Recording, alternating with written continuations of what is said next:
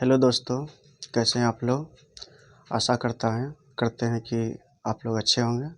और तो देखते हैं क्लास। ये मापन और मात्रक का दूसरा क्लास है। अगर जो पहला क्लास नहीं देखे हैं वो क्लास 1 देख लीजिए, उसके बाद 2 क्लास देखिए बेसिक से। तो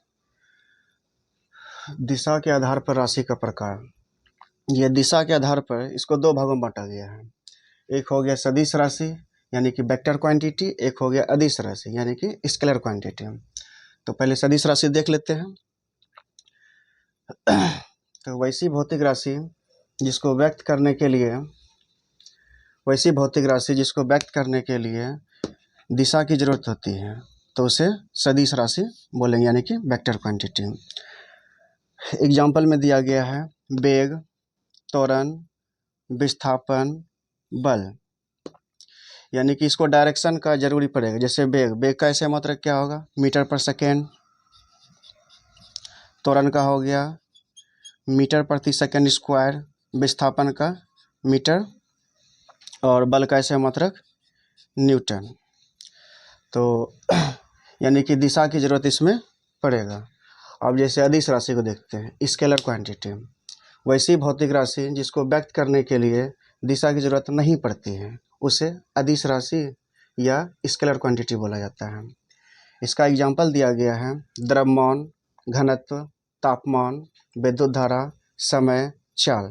जैसे द्रव्यमान का ऐसे मात्रक केजी, घनत्व का हो गया सेंटीमीटर, ग्राम प्रति सेंटीमीटर क्यू, तापमान का ऐसे मात्रक हो गया केल्विन, और विद्युत धारा का एम्पियर, और समय का सेकेंड, और चाल का मीटर प्रति सेकेंड।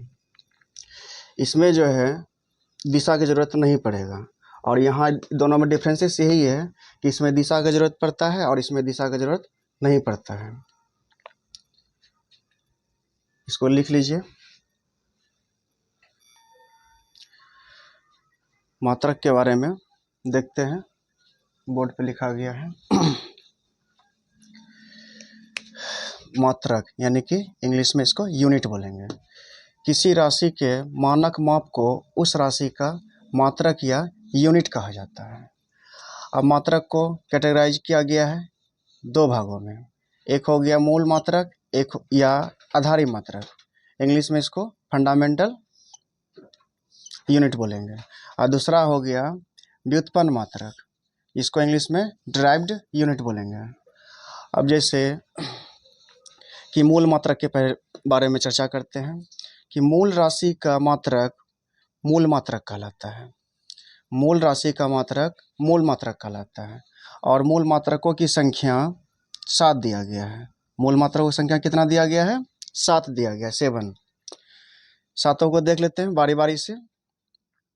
लंबाई का ऐसा मात्रक मीटर, द्रव्यमान का ऐसा मात्रक किलोग्राम यानी केजी, समय का ऐसा मात्रक हो गया सेकेंड, विद्युत धारा का हो गया एम्पियर, ताप का ऐसा मात्रक हो गया केल्विन, और पदार्थ की मात्रा का ऐसा मात्रक हो गया मोल। और इधर एक है ज्योति तीव्रता का ऐसा मात्रक हो गया कैंडेला। ये सातों मात्रक मूल मात्रक को देख लिए हैं। अब व्युत्पन्न राशि का मात्रक के बारे में देख लेते हैं, यानी डिराइव्ड क्वांटिटी। व्युत्पन्न राशि का मात्रक व्युत्पन्न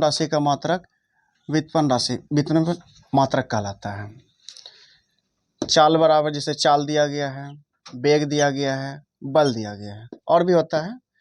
तो चाल बराबर जैसे फॉर्मूला होता है दूरी बटे समय, वेग बराबर हो गया विस्थापन बटे समय, और बल बराबर फॉर्मूला हो गया द्रव्यमान गुना त्वरण यानी कि F बराबर ma।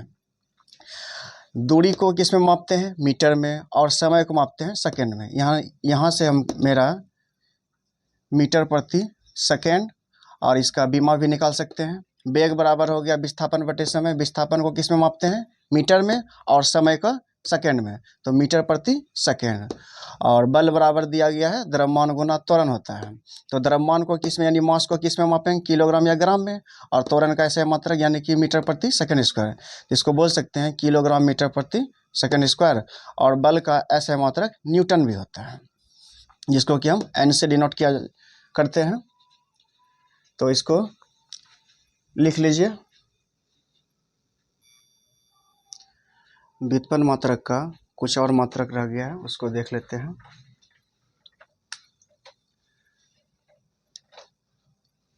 व्युत्पन्न मात्रक यानी कि डिराइव्ड क्वांटिटी। जैसे क्षेत्रफल बराबर होता है लंबाई गुना चौड़ाई। क्षेत्रफल बराबर लंबाई गुना चौड़ाई। लंबाई को किस में मापते हैं? मीटर, और चौड़ाई को भी मीटर, इसलिए मीटर और मल्टीप्लाई मीटर करेंगे तो क्या हो जाएगा? Metre square. अब जैसे आयतन दिया हुआ है, तो आयतन बराबर क्या होता है? लंबाई गुना चौड़ाई गुना ऊंचाई। तो लंबाई को भी हम मीटर में, और चौड़ाई को भी मीटर में, और ऊंचाई को भी मीटर में, तो 3 बार मल्टीप्लाई किए हैं, तो इसलिए मीटर क्यू हो गया यहाँ पे। अब घनत्व बराबर क्या होता है? द्रव्यमान बटे आयतन।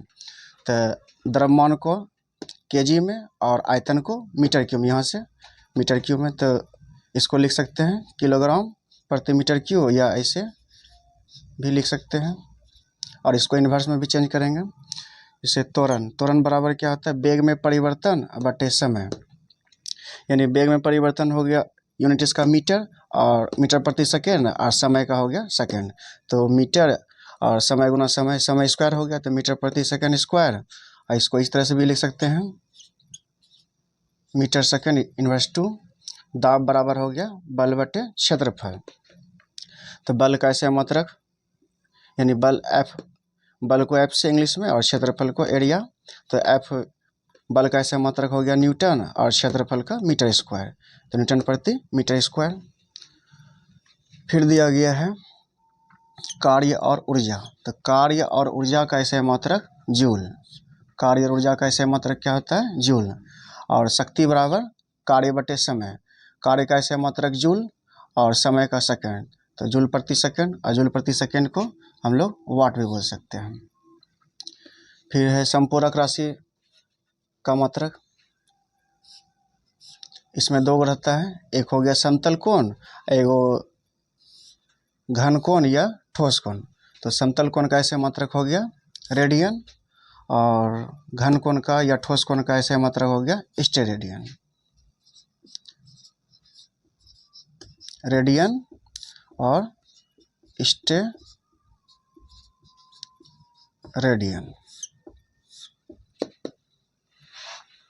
इसको लिख लीजिए। चलिए दोस्तों, तब आज का क्लास यहीं तक समाप्त करते हैं, और आगे नेक्स्ट वीडियो में हम लोग मिलते हैं इसी तरह से।